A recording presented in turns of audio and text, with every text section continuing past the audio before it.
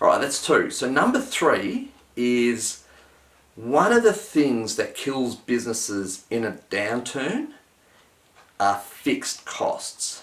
Fixed costs are things you have to pay, you have no choice about.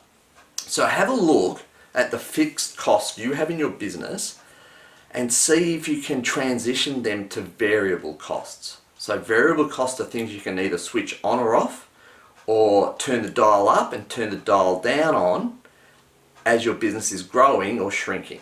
So super important. If you're going through as a downturn, you might shrink for short term, you might shrink for medium term, you might go on a bit of a roller coaster.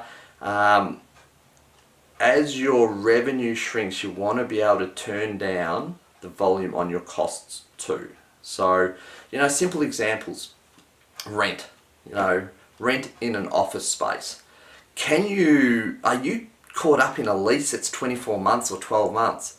How can you transition out of that? Can you get a shorter term lease, like a 3-month lease?